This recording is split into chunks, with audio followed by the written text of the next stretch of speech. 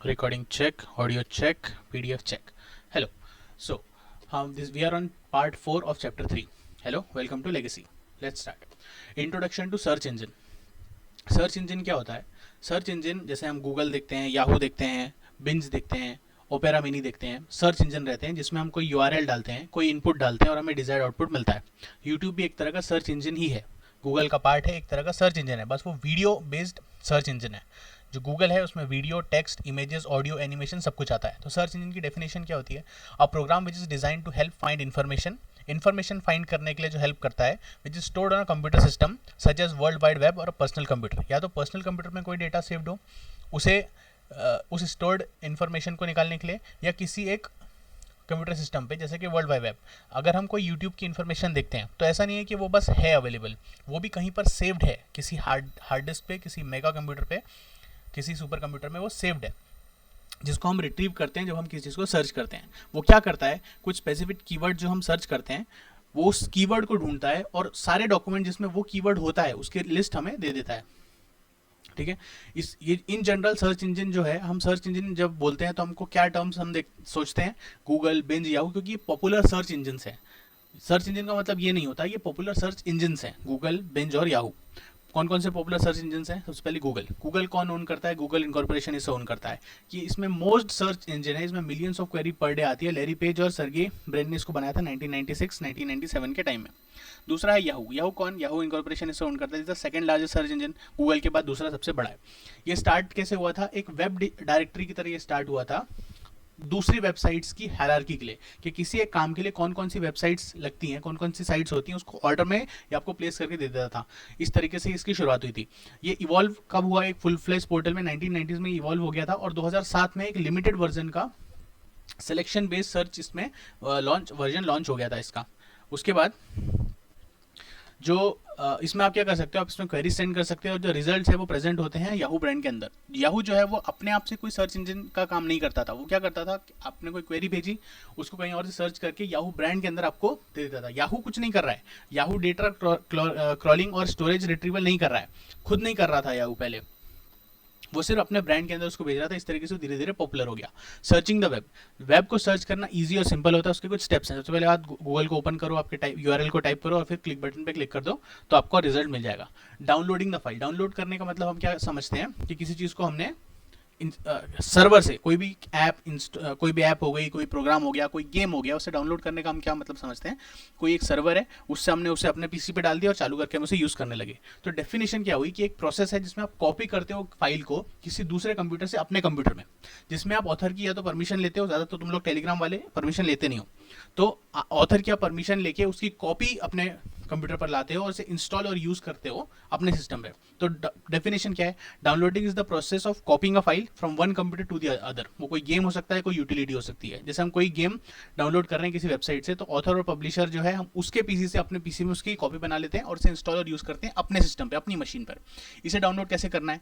उसके लिए एक सेटअप फाइल होती है, उसको डाउनलोड करो, उसको इंस्टॉल कर लो. अलग अलग ब्राउजर्स, अलग अलग वर्जन के लिए अलग अलग तरीके की स्टेप्स होती है डाउनलोड करने की, लेकिन जो बेसिक स्टेप्स हैं वो सेम रहती है. सबसे पहले कैसा, कई सारी आपके पास डाउनलोड लिंक्स रहेंगी, उसमें से आप एक को चूज कर लो, उस पर क्लिक कर दो. उसके बाद वो आपको बोलेगा कहाँ सेव करना है, तो आप उसे ब्राउज कर लो, आपको कहाँ पे उससे सेव करना है. अगर ये नहीं आता है तो ऑटोमेटिकली चीज़ सेव हो जाएगी आपके पास, उसमें दिक्कत लेने की जरूरत नहीं है. सेव एज ऑप्शन में आप ब्राउज कर सकते हो कि कहाँ सेव करना है. सिर्फ डाउनलोड्स की जगह आपको कहीं और अगर उसे सेव करना है तो आप वहाँ पे उसे सेव एज कर सकते हो. उसके बाद डाउनलोड होने चालू हो जाएगा, वो प्रोसीड करेगा, ऐसे डब्बे डब्बे दिखाने लगेगा, लोडिंग दिखाने लगेगा, परसेंटेज बताने लगेगा कि कितना हो रहा है, कितना टाइम लगेगा, वो आपको दिखाने लगेगा. आपकी फाइल का, आपका कनेक्शन कैसा है और आपका फाइल कैसा है, कितना बड़ा फाइल है, कितना क्या साइज है उस फाइल का, वो डिपेंड करेगा. वो आपका बताएगा कितने सेकंड्स लगेंगे, कितने मिनट्स लगेंगे डाउनलोड होने में. फिर आप क्लोज डायलॉग बॉक्स पे क्लिक कर दीजिए तो आपका डाउनलोड कंप्लीट हो जाएगा. फिर ये जो ये ओपन बटन दिख रहा है आपको इस डायग्राम में, ओपन पे क्लिक कर दोगे तो जो आपका प्रोग्राम है वो चालू हो जाएगा. अगर आपको ये डाउनलोड कंप्लीट नहीं दिखता है तो जिस फोल्डर में आपने उसको सेव किया है आप उसमें ओपन करके उस फोल्डर पर जाकर उसे डबल क्लिक करके उसे ओपन कर सकते हो. उसके बाद जो फाइल होती है वो कई बार एंड होती है कुछ वर्ड्स के साथ, डॉट समथिंग, उसे हम कहते हैं एक्सटेंशन. एक्सटेंशन क्या होता है? These are the last few letters of the file name after the period. मतलब जो फाइल नेम होता है उसके जो लास्ट के कुछ लेटर्स रहते हैं आफ्टर द पीरियड, वो होता है एक्सटेंशन. एक्सटेंशन कोई भी फाइल का आखिरी वर्ड होता है। अब होता क्या है, देखो दो पॉपुलर एक्सटेंशन है, EXE और ZIP। बहुत सारे एक्सटेंशन होते हैं, JPG होता है, JPGX होता है, PNG होता है, बहुत सारे एक्सटेंशन होते हैं, वो अलग अलग फाइल टाइप के लिए रहते हैं। .exe फाइल्स क्या होती हैं, जो फाइल्स हैं, the files downloaded is a program, जो फाइल आपने डाउनलोड करी वो एक प्रोग्राम है। आपको ऑन स्क्रीन इंस्ट्रक्शंस को फॉलो करना पड़ेगा उसको इंस्टॉल करने के लिए और उसको किस तरह रन करना है वो सीखने के लिए। तो वो होता है EXE फाइल, आपको बताता है कि एक प्रोग्राम को आपने डाउनलोड करा है। जिप फाइल क्या होती है, चीज़ों को कंप्रेस करने के लिए, कंबाइन करने के लिए, बहुत सारी चीज़ों को एक साथ लाकर एक जगह पे कंप्रेस कर दिया, फिर बाद में उसे एक बैग में बंद कर दिया, फिर उसे वापस से खोल दिया, तो कंप्रेस मतलब जिप कर दिया और फिर अनजिप कर दिया उसको, ताकि उसका साइज कम हो जाए। कंप्रेस और कंबाइन करने के लिए फाइल्स को इसका यूज करा जाता है। कई बार सिस्टम में ऑटोमेटिकली हो जाता है और नहीं होता है तो आपको अनजिप प्रोग्राम्स कई सारे लगते हैं। अनजिपिंग प्रोग्राम्स कौन कौन से होते हैं, WinZIP होता है, PKZIP होता है, BitZipper रहता है, अलग अलग। अगर आपके पास ये आपके सिस्टम में नहीं है तो आपको इसको परचेस करना पड़ता है। अगर आपका ट्रायल पीरियड खत्म हो जाए तो ट्रायल पीरियड तक फ्री रहता है, उसके बाद आपको इसको खरीदना पड़ता है।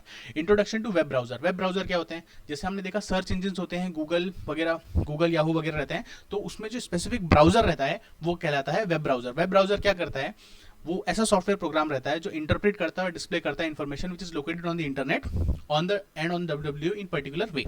मतलब वेब ब्राउजर क्या करता है, अनेबल को, यूजर को अनेबल करता है कि वो to display and interact with text, images, videos, music and other information that could be on the website. Web browser web server से रिक्वेस्ट डालने के लिए हमें हेल्प करता है। जैसे गूगल, वो क्या है, एक वेब ब्राउजर है, सर्च इंजन तो है ही, पर उसमें जो वेब ब्राउजर है उसमें आप URL डालते हो और आपको रिजल्ट मिलता है।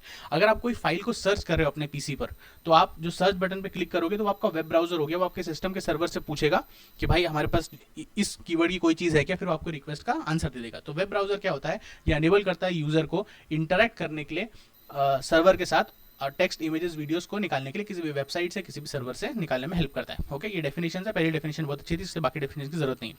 अभी प्रोटोकॉल एंड स्टैंडर्ड्स। जो वेब ब्राउजर है वो वेब सर्वर से कम्युनिकेट करता है HTTP प्रोटोकॉल में, जिससे कि वो वेब पेजेस जो रिजल्ट है उसको फेच करता है। HTTP का मतलब क्या होता है, hyper text transfer protocol. HTTP allow करता है वेब ब्राउजर को इन्फॉर्मेशन सबमिट करने के लिए वेब सर्वर को, और साथ साथ वेब पेजेस को फेच करने के लिए।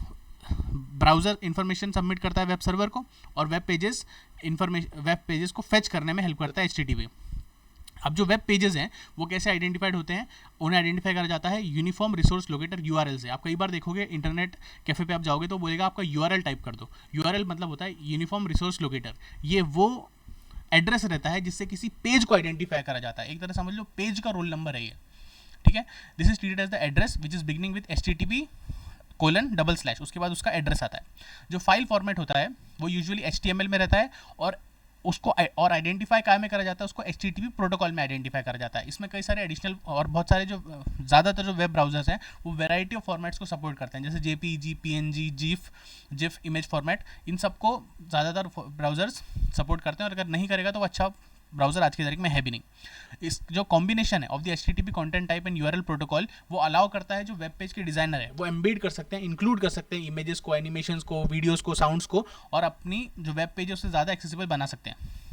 जो वेब ब्राउजर है वो डिस्प्ले करता है information content in web server that transfer the information to the client. तो देखो डायग्राम से पता चल जाएगा, वेब ब्राउजर है मतलब मेरा पीसी, उससे मैंने नेटवर्क पे रिक्वेस्ट डाला, नेटवर्क से रिक्वेस्ट गया सर्वर पे, सर्वर ने HTML फाइल का वेब पेज दिया, जो भी डिजायर्ड आंसर है उसका वो एक वेब पेज पर रहेगा, तो उस वेब पेज को फेच किया और उसको नेटवर्क को भेजा, नेटवर्क ने उसको वापस HTML फाइल को मेरे पास भेज दिया, यूजर के पास भेज दिया।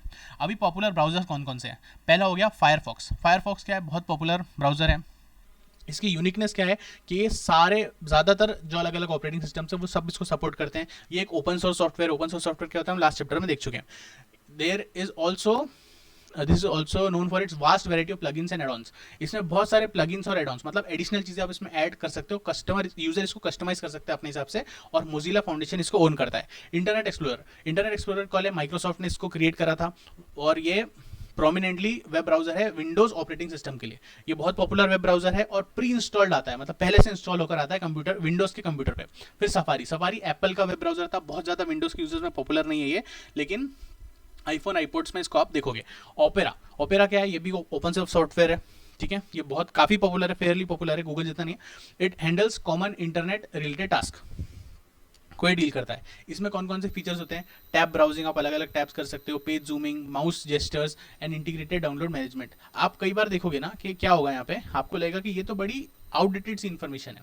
हमारा जो ये टेक्स्ट है ना, यही थोड़ा आउटडेटेड है। टैब ब्राउजिंग आप हर ब्राउजर पे कर सकते हो, लेकिन इसमें क्योंकि जब ये आया था, जब शुरू में ये आया था, तब इसमें ये चीज़ एडिशनल हुआ करती थी। इसमें कई सारे सिक्योरिटी फीचर्स भी होते हैं, जैसे कि मालवेयर प्रोटेक्शन, इंक्रिप्शन रहता है, एक फिशिंग होता है। फिशिंग का मतलब क्या होता है, कोई आपको ऐसी लिंक शेयर करता है जो आपको देख के लगता है कि ये किसी रेप्यूटेड कंपनी की है, किसी बैंक की लिंक है। देखने में पता नहीं चलेगा कि ये किसी कंपनी की ओरिजिनल नहीं, फेक वेबसाइट है। आप उस पर अपनी इन्फॉर्मेशन डाल दोगे, सेंसिटिव इन्फॉर्मेशन, पैन कार्ड डाल दोगे, अपना डेबिट कार्ड डाल दोगे, उसका पिन डाल दोगे, और फिर वो बंदा आपका विड्रॉल कर देगा। उसे कहते हैं फिशिंग, मतलब pretending to be somewhere else to get the sensitive information of the user. ठीक है, इस सब के अगेंस्ट एक इसके पास सिक्योरिटी फीचर्स होते हैं। And ability to easily delete private data, मतलब आप कुकीज और ब्राउजिंग हिस्ट्री को इसमें डिलीट कर सकते थे। ये काय पे रन करता है, विंडोज पे, OS X पे और लाइनक्स पे ये रन करता है, ओपेरा। अभी ईमेल क्या है, this is creation and use of the same. तो ईमेल क्या है, it is short for electronic mail. Email जो है एक टेक्स्ट मैसेज है जो फाइल, इमेजेस और अदर अटैचमेंट्स कंटेन करता है। पहला ईमेल कब सेंड करा गया था, 1971 में। किसने करा था, टॉम लिंसन ने करा था, पर कोई उसका पॉइंट नहीं याद रखने का उसको। 1996 के बाद से बहुत धीरे धीरे करके मेल बहुत बढ़ता गया। आज की तारीख में ईमेल जो मैसेज है उसका IT एक्ट 2000 के हिसाब से उसे एक डॉक्यूमेंट्री प्रूफ मानता है हमारा इंडिया का जो कानून है। ईमेल पे अगर आपने कोई चीज़ सेंड करी अटैचमेंट, तो वो उसको डॉक्यूमेंट्री प्रूफ मानते हैं। ईमेल से क्या होता है, आप कंप्यूटर स्टोर्ड मैसेज को एक्सचेंज कर सकते हो एक दूसरे में, और ये यूजुअली एनकोडेड होते हैं ASCII टेक्स्ट में। ASCII टेक्स्ट देखते हैं, देखो ASCII क्या होता है, एक स्टैंडर्ड डेटा एनकोडिंग फॉर्मेट होता है for electronic communication between computers. यहाँ पे ये क्या करता है, ये असाइन करता है standard numeric values to letter, number, numericals, punctuation marks and other characters used in the computers. तो यहाँ पे क्या होता है, बाइनरी जो भी टेक्स्ट है उसको एक नंबर असाइन कर दिया जाता है, जो भी फिगर है उसको एक नंबर असाइन कर दिया जाता है, और उसके बेसिस पर कंप्यूटिंग होती है। मतलब थोड़ा प्रिमिटिव टाइप का है, बहुत एडवांस नहीं है, लेकिन बहुत इफेक्टिव है, बहुत यूजफुल है। ठीक है, आप यहाँ पे नॉन टेक्स्ट फाइल्स भी सेंड कर सकते हो, इमेजेस भी सेंड कर सकते हो, साउंड भी कर सकते हो, और अलग अलग टाइप के अटैचमेंट्स डाल सकते हो। इसका इंटरनेट का करीब करीब पहला यूज जो कुछ होता था वो था ईमेल, और आज भी सबसे पॉपुलर यूज है इंटरनेट का। इसको पब्लिक और प्राइवेट दोनों काम के लिए आप यूज कर सकते हो, बिजनेस पर्पस के लिए भी यूज कर सकते हो, और प्राइवेट यूज, इंडिविजुअल यूज के लिए भी कर सकते हो। Share distribution list can be managed, एक डिस्ट्रीब्यूशन लिस्ट किस किस को देनी है उसको आप मैनेज कर सकते हो। और कई बार क्या होता है कि आप ईमेल के लिए सब्सक्राइब कर सकते हो, ताकि जो सेंडर है वो आपकी रिक्वेस्ट पे आपको चीज़ें शेयर करता है, सब्सक्रिप्शन आप उसके लिए पे कर सकते हो। जो मेलिंग लिस्ट रहती है, a mailing list that is administered automatically, जो मेलिंग लिस्ट जो ऑटोमेटिकली एडमिनिस्टर होती है उसे हम कहते हैं लिस्ट सर्वर। जो ईमेल है वो काय में इंक्लूडेड है TCP/IP सूट मतलब सूट हमने देखा था कि जो पूरा कलेक्शन ऑफ समथिंग रहता है उस सूट में ईमेल इंक्लूडेड रहता है, TCP/IP प्रोटोकॉल में वो इंक्लूडेड रहता है। और जो पॉपुलर प्रोटोकॉल यूज होता है ईमेल सेंड करने के लिए वो होता है SMTP, simple mail transfer protocol. Both Netscape और माइक्रोसॉफ्ट जो है वो ईमेल यूटिलिटी को अपने वेब ब्राउजर पे इंक्लूड करते हैं। एग्जांपल क्या हो गया, एग्जांपल हो गया support@googlehope.com। तो सपोर्ट क्या हो गया, पहला पोर्शन अलायस है, अलायस मतलब उर्फ, अलायस यूजर नेम या उसका ग्रुप हो गया। फिर @ क्या डिवाइडर की तरह काम करता है कि भाई ये नाम हो गया, इसके बाद से डोमेन नेम आ गया, और आखिरी में आ जाता है डोमेन नेम की यूजर किस डोमेन को बिलोंग करता है। फिर राइटिंग अ न्यू ईमेल, कैसे आप नया मेल डाल सकते हो, कई सारे फील्ड्स उसमें अगर आप किसी मेल को रिप्लाई कर रहे हो, कोई मेल आया हुआ है उस पर आप रिप्लाई कर रहे हो, तो जो फॉर्म और 2 है वो ऑटोमेटिकली फिल हो जाता है। और अगर नहीं तो आपको फॉर्म और 2 डालना पड़ता है। तो ईमेल कैसे आप राइट करते हो, फॉर्म 2 को भरो, सब्जेक्ट को भरो, और फिर जो बॉडी है उसमें चीज़ें डाल दो। CC या BCC रहता है, CC मतलब होता है कार्बन कॉपी। कार्बन कॉपी में आप मल्टीपल रेसिपिएंट्स उसमें डाल सकते हो, और CC में आपको दिखता है कि और कौन कौन से रेसिपिएंट्स हैं, लेकिन BCC मतलब ब्लाइंड कार्बन कॉपी में आपको ये नहीं दिखता है कि आपके अलावा किस किस को ये सेम मेल सेंड हुआ है, रिसीवर को ये चीज़ नहीं दिखती है।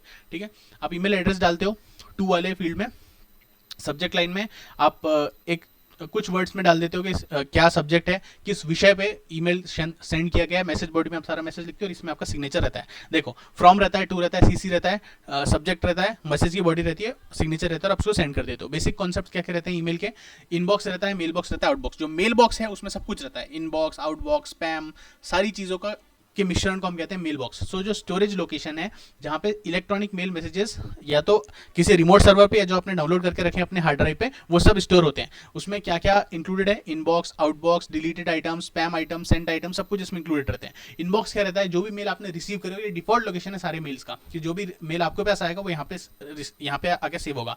आउटबॉक्स क्या होता है, जितने भी मेल है, email is stored before it before being send, जब आप मेल पर लिख रहे हो, काम कर रहे हो, तो वो कहाँ पे सेंड होने से पहले वो कहाँ सेव रहेगा, आउटबॉक्स में सेव रहेगा, और उसके बाद सेंट में सेव हो जाएगा वो। एडवांटेजेस क्या कहते हैं ईमेल के, इजी टू यूज है, यूज करना बहुत इजी है, सेंड रिसीव करना, करस्पॉन्डेंस इजी होता है, बहुत फास्ट है, तुरंत आप ईमेल सेंड कर सकते हो, कोई काम आपके पास आया तो उसका रिप्लाई दे सकते हो, लैंग्वेज सिंपल इनफॉर्मल लैंग्वेज में आप उसका रिप्लाई दे सकते हो, इजी टू रेफरेंस, मतलब आपके पास कोई ईमेल आया आप उसको ही रिप्लाई कर सकते हो, मतलब उसका जो पहले वाला मेल है वो सामने वाले को दिखेगा, उससे अटैच कर सकते हो, रेफरेंसेस डाल सकते हो पहले वाली चीजों के, और हंड्रेड्स ऑफ मेल्स आप एक दिन में कर सकते हो। ऑटो रिस्पॉन्डर, अगर आप कहीं छुट्टी पे गए हो तो आप ऑटो रिस्पॉन्डर डाल दो, तो जो भी आपको मेल करेगा उसको ऑटो रिस्पॉन्स चला जाएगा कि भाई अभी मैं वेकेशन पे, मुझे कॉल मत करना, तो जो भी आपको मेल करना है वो आप उसको ऑटो रिस्पॉन्डर पे सेट कर सकते हो कि जो भी आपको मुझे ऑटो रिस्पॉन्ड करना है इससे इस डेट से इस डेट तक जो भी मुझे मिला है उसके लिए ऑटो रिस्पॉन्ड कर दो कि भाई मैं इतने टाइम बाद अवेलेबल हूँ। ऐसे बहुत सारी चीजें आप ईमेल में कर सकते हो। ये ईमेल जो है पेपर को यूज नहीं करता, तो ट्रीज को बहुत बचाता है। इमेजेस पिक्चर्स आप इसमें शेयर कर सकते हो, बर्थडे कार्ड्स, न्यूज लेटर्स वगैरह इस पे भेज सकते हो। जो प्रोडक्ट्स हैं that can be advertise on email, जो कंपनीज है वो बहुत सारे लोगों को रीच कर सकती हैं और इन्फॉर्म कर सकती हैं बहुत कम टाइम पे। और ईमेल जो होती है ना व्हाट्सएप की तरह इनफॉर्मल नहीं होती, वो थोड़ी सी फॉर्मल होती है, तो उसमें थोड़ा सा बहुत ज़्यादा नहीं पर थोड़ी सी credibility as compare to WhatsApp या कोई और फील्ड से ज़्यादा रहती है। डिसएडवांटेज क्या रहता है ईमेल का कि इसमें वायरसेस बहुत सारे हो सकते हैं और उसका कोई चेक नहीं है हमारे पास, कोई भी ईमेल पे आपको जो इन्फेक्टेड फाइल सेंड कर सकता है, और फिर अगर कोई वायरस आपके पास आ गया तो वो अपने आप की कॉपीज, आपके जितने आउटबॉक्स में लोग हैं, जितने आपके सेंड में लोग हैं, उन सबको अपनी कॉपीज भेजने लगता है, तो आपको भी इनकन्वीनियंस होती है और आपके जो लोग आपसे कनेक्टेड है उनको भी इनकन्वीनियंस होती है। यहाँ पे क्या होती है, स्पैम मेल्स बहुत सारे आते हैं, मतलब अनवांटेड ईमेल्स आप दूसरों को सेंड होते हैं बहुत सारे, और इसमें बहुत ज़्यादा टाइम और रिसोर्स चला जाता है, कंप्यूटर स्लो हो जाता है इसकी वजह से। ये इसको आप असल में ऑफिशियल यूज़ के लिए ऑफिशियली इसको यूज़ नहीं कर सकते, क्योंकि कई बार ईमेल घूम जाता है, क्योंकि बहुत सारे मेल्स होते हैं और उसे आप साइन नहीं कर सकते। कई बार क्या होता है, जो आपका मेल बॉक्स है वो फ्लडेड रहता है, मेरे साथ तो यही होता है, बहुत सारे मेल्स पड़े रहते हैं किसी न किसी चीज़ के, और उसको टाइम से टाइम में उसको खाली करते रहना पड़ता है। अभी इंटरनेट सिक्योरिटी क्या होती है, it is a practice of protecting and preserving the private resources and information on the internet. जो प्राइवेट रिसोर्सेज हैं और जो इन्फॉर्मेशन है उसको प्रोटेक्ट करने के लिए, उसको प्रिजर्व करने के लिए, उसे बचाने के लिए जो चीजें हम लगाते हैं, जो प्रैक्टिसेस हम करते हैं, उसे हम कहते हैं इंटरनेट सिक्योरिटी। इसका ऑब्जेक्टिव क्या है, कुछ रूल्स और मेजर्स बना लिए जाए to use against the attack over the internet. Internet के पे अगर कोई भी अटैक आपके खिलाफ हो रहा है तो उसके लिए रूल्स और मेजर्स आप बना लो। Internet represents an insecure channel for exchanging information leading to high risk of intrusions and frauds. ठीक है, डिफरेंट मेथड्स हैं इंटरनेट को प्रोटेक्ट करने के लिए, जैसे कि आप इंक्रिप्शन कर सकते हो।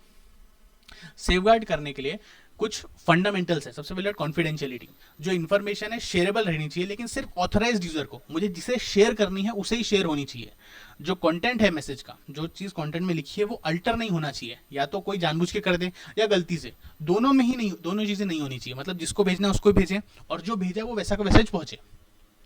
एक्यूरेसी और मैसेज की इंटीग्रिटी, जो मैसेज है वो रिलायबल और वेरीफाइबल रहना चाहिए ताकि जो सही मैसेज है वही कम्युनिकेट हो। अवेलेबिलिटी और एक्सेस कंट्रोल, जो रिसोर्सेज हैं वो अवेलेबल रहने चाहिए सारे टाइम पे, जो भी लेजिटिमेट यूजर है उसको सारे टाइम पे सारी रिसोर्सेज अवेलेबल रहनी चाहिए। ऑथेंटिकेशन, सेंडर और रिसीवर जो है दोनों को अपनी आइडेंटिटी कंफर्म करने का मौका मिलना चाहिए, और दोनों जब कंफर्म कर ले तभी वो मुझे सेंड करे या मैं उसे सेंड करूँ डेटा, ऐसा रहना चाहिए।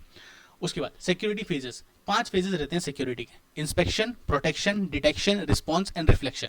इंस्पेक्शन में क्या होता है, जो भी की सिक्योरिटी फंक्शंस चाहिए हैं हम उसे आइडेंटिफाई करते हैं, फिर देखते हैं हमारे पास क्या क्या कैपेसिटीज अवेलेबल हैं उसको इन प्लेस बिठाने के लिए। फिर प्रोटेक्शन, ये प्रोएक्टिव रिस्क रिडक्शन रहता है, मतलब आप मैकेनिज्म बिठाते हो ताकि कोई रिस्क हो ही ना, कोई गलती हो ही ना सिक्योरिटी में।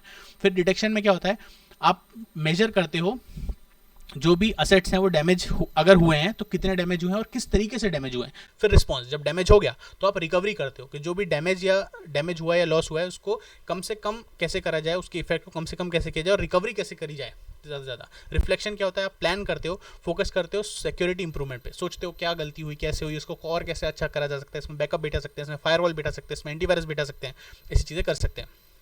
सिक्योरिटी, तो इंटरनेट सिक्योरिटी हमने देख लिया। इंटरनेट सिक्योरिटी हमने ऊपर देख लिया क्या होता है वो, अभी उसका डेफिनेशन देखते हैं। Internet security is the protection of networks and their service from unauthorized modification, destruction, disclosure and provisions of assurance that the network performs its critical functions correctly and there are no harmful side effects। तो definition क्या हुआ, Internet security refers to the online safety of internet users in an educational environment। Threats to online safety in an educational environments include क्या क्या होते हैं, hackers होते हैं, viruses होते हैं, इंटरनेट प्रीडेटर्स होते हैं। इसको समझे तो नहीं, आपने पढ़ दिया। इंटरनेट सिक्योरिटी क्या होता है, ऑनलाइन सेफ्टी इंटरनेट यूजर्स को प्रोवाइड करी जाती है इन एन एजुकेशनल एनवायरनमेंट। क्या क्या एजुकेशन एनवायरनमेंट थ्रेट्स रहते हैं, कोई हैक कर सकता है, कोई वायरस आ सकता है, कोई इंटरनेट का प्रेडेटर आ सकता है। प्रेडेटर्स में बहुत सारी चीजें आती हैं, I will not get into the details, पर आपकी सेफ्टी सिक्योरिटी पर बहुत सारे थ्रेट्स होते हैं इंटरनेट पर, उन सभी को मिला के हम प्रेडेटर्स बोलते हैं। Taxonomy of computer security, 3 core areas होते हैं कंप्यूटर की सिक्योरिटी में। जो डेटा है वो कॉन्फिडेंशियल रहना चाहिए, इंटीग्रिटी रहनी चाहिए और अवेलेबिलिटी रहनी चाहिए। कॉन्फिडेंशियलिटी का मतलब कि कोई भी अनऑथराइज पर्सन के पास एक्सेस नहीं जाना चाहिए, मतलब जिसको मैं नहीं चाहता कि ये डेटा दिखे उसे नहीं दिखना चाहिए। इंटीग्रिटी, जो डेटा मैं भेज रहा हूँ वो जो अनऑथराइज पर्सन उसे अल्टर नहीं करना चाहिए, और उसे पता, अनऑथराइज यूजर को पता भी नहीं चलना चाहिए कि मैंने उसे किसी और को ये डेटा सेंड किया है। अवेलेबिलिटी मतलब जो भी रिसोर्सेज है, जो भी इंफॉर्मेशन है वो अवेलेबल रहनी चाहिए whenever it is required. So this was it, see you in the next part.